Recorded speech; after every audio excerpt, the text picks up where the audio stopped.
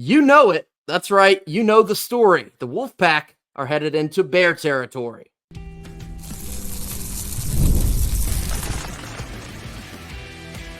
You are Locked On Wolfpack, your daily podcast on the NC State Wolfpack, part of the Locked On Podcast Network. Your team every day.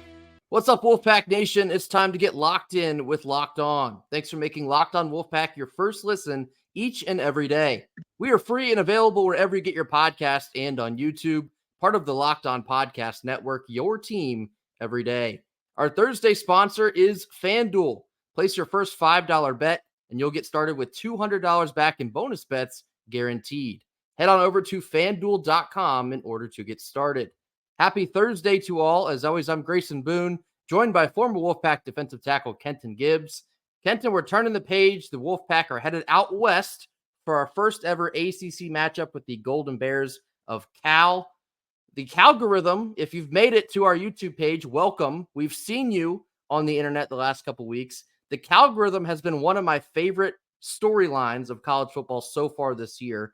One of the most unexpected sources of fandom. The Cal football fans have been absolutely hilarious, and we're interested to see how the Wolfpack stacks up against the Cal football team on Saturday. But Cal's had a tremendous showing on College Game Day earlier this year. They played some closely contested matchups in the ACC. They too are also 0-3, so somebody's going to win their first ACC matchup on Saturday. But Cal's been a very entertaining new member of the ACC so far. Yeah, Cal has been entertaining not only from a standpoint of the Calgorithm, but on field, they've been putting out a very entertaining product. Let's be honest. All three of their ACC games this year, although all three of them have been losses, all three of them have been one-score games. They have not gotten boat raced, nor have they boat raced anybody in any game so far yet in terms of ACC play. So, this is a team that they're finding ways to do it in some very, very odd ways for what you thought about this team coming in. And, my good friend Lawrence Ross, I know you're listening. I love you, brother. You keep doing your thing, man. But I'm going to tell you something. If it wasn't for his book tour, he would be on the show right now, because I have not seen a better ambassador for a team that doesn't have a Locked On podcast channel than him. With that in mind, this Cal game is definitely in the category of very winnable, but also very losable. This is two teams that neither of us have a singular ACC win yet. And I know what you're thinking. Well, Cal's probably just played a bunch of really tough teams. Grayson, just out of curiosity, what is Florida State's record? I think they're 1-5? 1-5. Do you know who that loss includes in terms of group of five teams? Memphis is one of them. Memphis. Now, let me ask you this, Grayson. Do you know what Memphis's record is? The Memphis Tigers so far this year are, they're good. They're just not great, right? They're 5-1 with a close loss to Navy. But what I will say is this, that either way you cut it or slice it, they lost to a team that lost to a group of five team. A group of five team that very likely will not receive the G5 bid to make it into the playoffs. So, Cal lost to that team.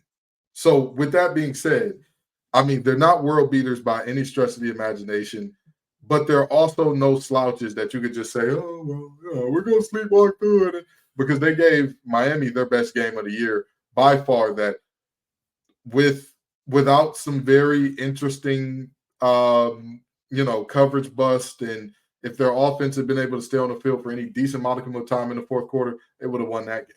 There was definitely some officiating shenanigans in the second half of that Miami game, but I'll be a little bit. This is going to shenanigan every time. I'll be a little bit more blunt. I think Cal just straight up blew it. I think they had, a 25-point lead at one point in that game, and it all just disintegrated away. Miami won in the final seconds. Very disappointing end to what was an incredible day for Cal. Like I already told you, they had College Game Day out there, their first year as an ACC member, and I've been really impressed with what they've done on the field so far. Even though they're 3-3, even though they're 0-3 in the ACC, they've played some pretty solid football. They opened up their season against UC Davis. That was a 31-13 victory. They went on the road and beat the Auburn Tigers in Jordan-Hare. Now, Auburn is not exactly the Auburn that we're accustomed to, but anytime you go on the road and beat an SEC school, that's a big deal. Cal got the win 21-14. The week after that, they beat San Diego State by a score of 31-10. And then they got into ACC play, and this is where they've lost 3 in a row. They lost 14-9 in Tallahassee at the hands of the Seminoles. They lost that college game day game against Miami 39-38. And last week they went on the road and played a ranked Pittsburgh team and lost a very closely contested game 17-15. Now, I will say the Pitt game last week, I thought Cal also should have won that. I think they missed a crucial field goal, made a couple mistakes late in the second half, kind of squandered their opportunity there to win another ranked game on the road. So Cal's a good football team. And for NC State, this is a matchup of two teams that are kind of desperate right now. Both are 0-3 in the ACC, have to break through and kind of salvage what's left of your season. For the NC State side of things, I think the urgency is something you'll be able to tell right out of the gate. Because if it's not there, I think this one could get just as ugly as any of the other losses. However, I've had this feeling that I have not been able to shake since like Tuesday. I know the numbers point against it. The overall vibe check points against it. I think NC State's going to win this game.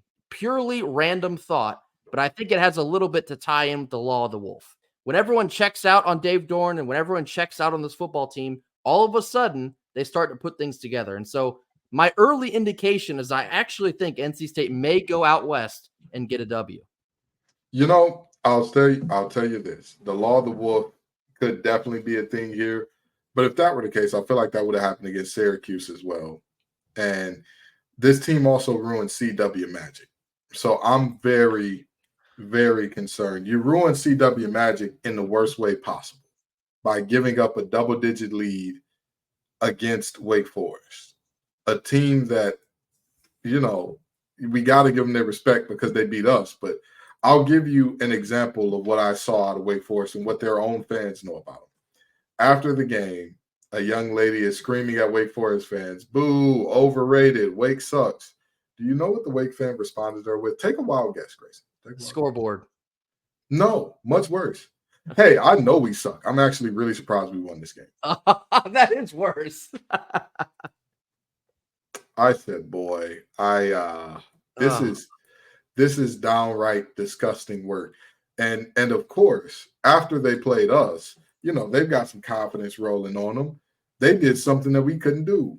Took a lead against Clemson to lose that game by 35 points. So this is not really a team that I have much faith in right now to do anything. You know, I don't know why, but I just feel like if you ask this team, hey, you've got to go out there and just execute, just don't kill yourself and you'll be okay. I still feel like we wouldn't find a way to make it out of that game because this is just the can't get right eye this year. It's the only bad part about it is this, it can't get right out this year without a ton of injuries. Like the team has been relatively healthy outside of Cade Fordham and Grayson McCall, which I guess your two signal callers going down that's a huge deal. Right. But even still, even when both of those guys were healthy, it wasn't like we were world beaters at that point in time. So, you know, it just seems like it can't get right here. Despite the injuries, the overall story of the production just being nowhere where we expected it to be, that's a much bigger deal than some of the injuries we have endured. And you've had a couple guys get dinged up here and there. We had Hollywood Smothers miss a couple games. Cisse, who starts opposite of Aiden White's been dinged up for a couple games. You do lose Caden Fordham for the rest of the year.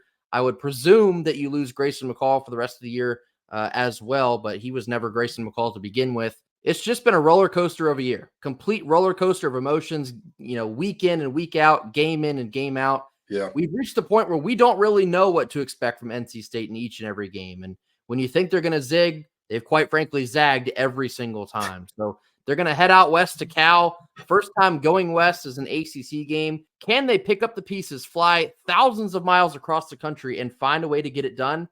We're going to have to find out. But coming up next, we're going to get into the details of Cal's offense after a quick word from our sponsors. Our first Thursday sponsor is FanDuel. NFL fans, you can start the season with a big return on FanDuel, America's #1 sportsbook. When you get a hunch in the middle of a game, you can check out the latest stats, view live play-by-play, and so much more on the very same page that you're placing all of your bets. You'll get started with $200 in bonus bets guaranteed when you place just your first $5 bet on the app. NC State is actually a double-digit underdog heading out west to Cal. If you think they have any chance to cover the spread for the first time this year, waste no more time. Head on over to FanDuel.com in order to get started. Middle portion of our Thursday show, now diving into the details of the Cal Golden Bear offense. They're led by quarterback Fernando Mendoza, and he's a very solid player. I've heard Brian Smith several times. Brian Smith is the host of Locked On Seminoles. He's actually seen Mendoza play a couple times this year. Every time he's seen him, he's raved about his ability. He says Mendoza is one of the most underrated quarterbacks in the ACC. Mendoza's thrown for 1,400 yards, 8 touchdowns, just 3 interceptions. He's just a very tough kid. He takes pretty good care of the ball. He makes good decisions. Cal's offense is really not going to wow you so much. Their passing game is kind of mediocre. They tend to lean heavier in the run game, but don't sleep on the ability of Fernando Mendoza. Yeah, Fernando Mendoza is just a young guy who takes care of the ball. At the end of the day, that is the most important thing when you talk about an offense like Cal, because they have multiple, and when I say multiple, I mean multiple guys that can get it done on the ground. When you came into the season, who was the name that we kept hearing about? Who was the name that was like, hey, this guy's going to be everything for them in terms of running the ball? Jaden Ott. Jaden Ott.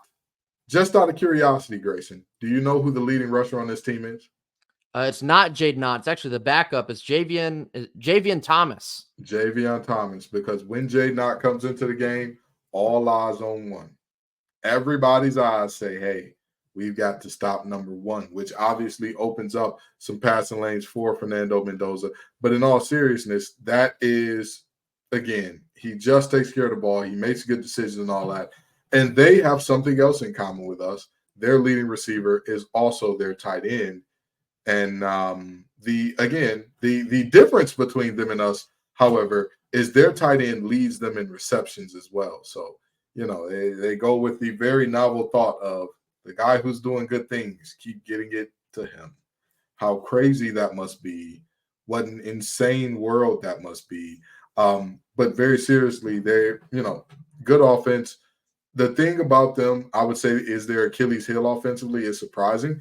Their run blocking has been, it's been a little shaky to say the least. Their wide receivers, they aren't terrible, but they aren't great at creating separation. And the reality of this thing is very simple.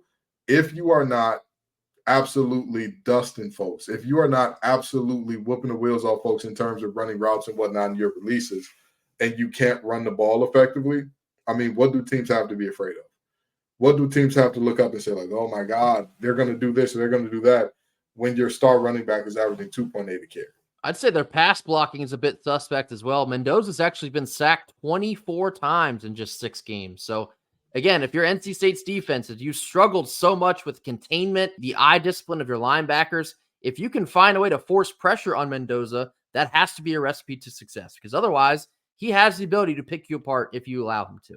He's not going to wow you with his arm strength. He's really not going to wow you with much of any of his physical ability, but he's just a solid quarterback. He can make the plays if he has the time and the composure to do so. So that's a guy you obviously have to keep tabs on. You talked about Javian Thomas. He is their leading rusher, 359 yards on the ground, only 2 rushing touchdowns. Now, Jaden Ott, that was the proverbial superstar on this team, or at least he was supposed to be. He has battled injury all year long. Even coming into the season, he was not quite at 100%. I've heard, based on reports, that the Miami game was really the only game that he entered at 100%. He actually missed last week at Pitt, so he's been in and out all year long. Only 135 rushing yards on the season, 3 rushing touchdowns. I don't know what version of Jaden Ott we may or may not see this Saturday. If we don't see him at all, that's advantage NC State. But if you do see him, like Kenta was talking about, all eyes on one. If he is on the field, he is their best player on offense. Despite how injury-laden he may or may not be, that is a game breaker. So you have to be able to keep eyes on him at all times. The receiving corps, you did mention, their leading pass catcher is Jack Endries. He is the tight end, 265 reception yards, 2 touchdowns. Freshman Naziah Hunter is their second leading pass catcher, 200 reception yards and 4 passing touchdowns. Outside of those 2, there's not a whole lot of production out of the pass catchers. Those 2 account for over half of the total receiving touchdowns. They have 6 of their total of 8. Those are the guys to know. And again, if you're NC State's defense, you have to find a way to force pressure on Mendoza, because if not, if you continue your struggles, we force some pressure on McCord, but just not quite enough. It's not going to get it done. If you can't force the quarterback into poor decisions, it's just not going to happen for you on defense. Yeah, and not only that, I mean, the reality of this is simple. You talk about pressure, Grayson. You talk about getting home. The reason teams have been able to get home as effectively as they have against Cal, stop the run, have some fun. Those are the rules. When you get Cal into third and long situations, they get predictable. And like you said, teams have sacked Mendoza. Like you said, if you can pressure him, you will be okay because he's a capable quarterback. I mean, Grayson, you hit it. You hit the nail on the head, dude. This is the ball game right here, in my opinion. Can you pressure Mendoza and force him into mistakes? If you cannot, don't worry. Don't worry about it. You know, what time does this game kick off, Grayson? It's a 3:30 kick. Well, yeah, 3:30 Eastern kick. It's a 3:30 Eastern kick, which means we won't see any ACC at night. Okay, we won't see any ACC after dark, but we'll get the same type of vibes as ACC after dark. If you catch my drift in terms of what's going to happen to this team if you cannot pressure Mendoza and make him make some bad decisions.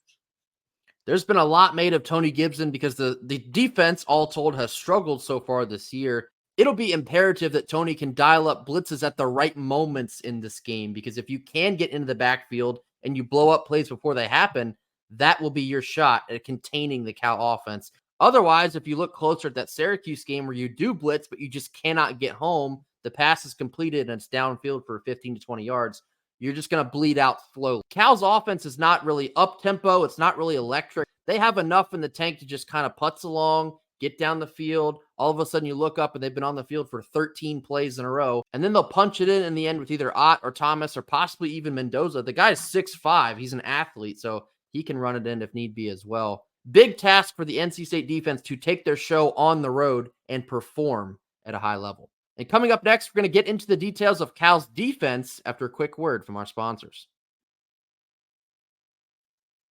Our second Thursday sponsor is Hims. Guys, do you ever feel like you need a little boost in the bedroom? Hey now, it's time that you stop worrying about your performance and get Hims so you can feel confident knowing that you can get hard and stay hard whenever you're in the mood. That's what I'm talking about.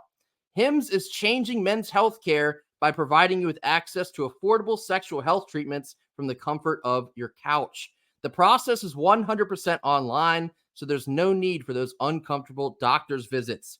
Just answer a series of questions on their site, and a medical provider will determine the right treatment option for you. If prescribed, your medication ships directly to you in discreet packaging for free. No insurance is needed, and one low price covers everything from treatments to ongoing care. Start your free online visit today at hims.com/lockedon. That's HIMS.com/lockedon, LOCKEDON, for your personalized ED treatment options. That's hims.com/lockedon. The products mentioned are chewable compounded products which are not approved or verified for safety or effectiveness by the FDA.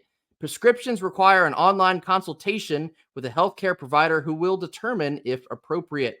Restrictions apply. See website for details and important safety information. Subscription required. Price varies based on product and subscription plan.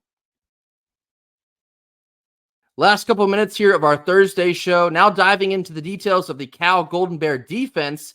The overall story here, and I think this even stretches over to the NC State side of things, Cal in the turnover margin is second in the country and first in the ACC. NC State is near last in the country in turnover margin. Cal is second in the country. Do I need to say it any louder for anyone in the back? Cal's run defense is 40th in the country. That is good for 7th in the ACC. And their pass defense is 69th best in the country. That is good for 6th in the ACC. Now, Justin Wilcox is the head coach of Cal. He is a defensive-minded coach. He takes pride in his defense, and I would argue that the Cal defense is actually the strength of the entire team. So, for NC State, taking care of the football is priority number one on Saturday. Absolutely. If you cannot take care of the ball, the other team will take care of your ass. That's the simple story of this game. If Bailey can take care of the ball, if we do not have running backs putting it on the ground or popping it out of their hands to go to other defenders, You are going to be just fine in this game. However, they got some dudes over there that specialize, because while they are in the middle of the pack in terms of stopping the passing games of different teams, one thing that is very important, teams get big plays against them on mostly broken coverages. Like you saw against Miami late that game, where it was like, oh my God, that's a 70-yarder to Xavier Restrepo because somebody fell, or 50-yarder or whatever it was, because somebody fell asleep at the wheel. I'll tell you this much. If you put that ball up in Cal airspace, they got some bad dudes in that secondary that'll gladly say, for me, you shouldn't have. Why, thank you. Yoinks. So Grayson's absolutely right in that we need to protect the ball. You have to. It is imperative to protect the ball against this team, because if you don't, not only can they turn you over, they'll take that thing back to the house and be high-stepping down the sideline like Neon Dion in the 90s. Cal's defense already has 13 interceptions this year. Their secondary accounts for 12 of those. And if you want to zoom in a little bit further, one defensive back by the name of Noah Williams has 6 by himself. 6 picks through 6 games. That's an incredible run. Something that we haven't seen since the likes of who? David Amerson way back when? Noah Williams is having a spectacular season so far for the Cal Golden Bears.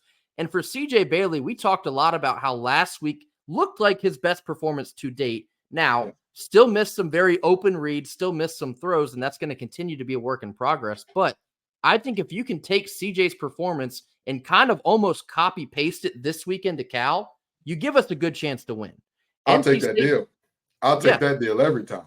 NC State did a much better job against Syracuse spreading the field and finding viable options in Noah Rogers, or hopefully more than twice this week for Justin Jolie. Wesley Grimes is in the mix. Dakari Collins had a couple catches. He had one big drop, but I won't harp on it too bad. NC State's offense has to find a way to continually spread the field, and they really have a tougher test this week against Cal's secondary in order to do so. So another player I'll point out has a significant X-factor capability in this game, Hollywood Smothers.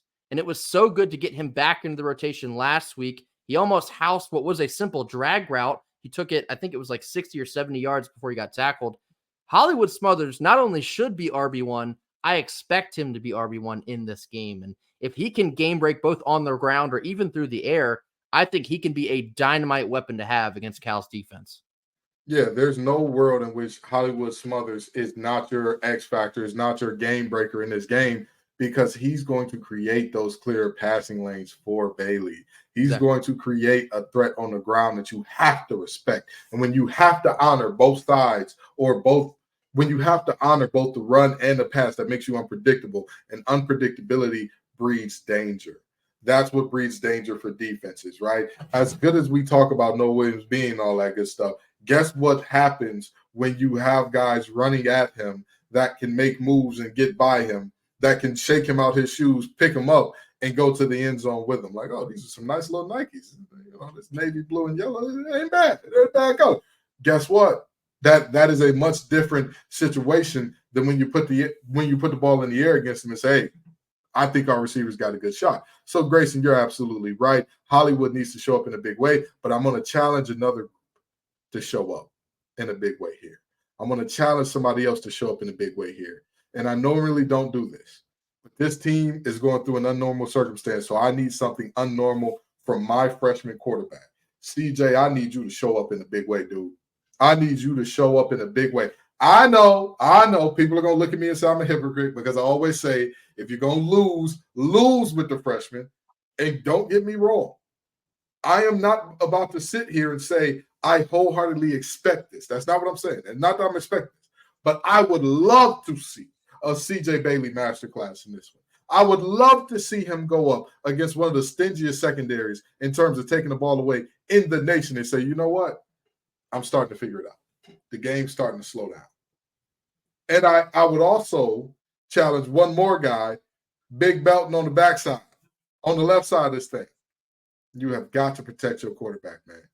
How many sack strip fumbles do we need until you get it together, brother?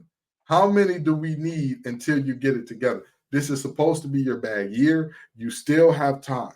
You still have time to make you some money on this thing, man. You have got to protect that blind side. That is, like Sandra Bullock said on the blind side, right?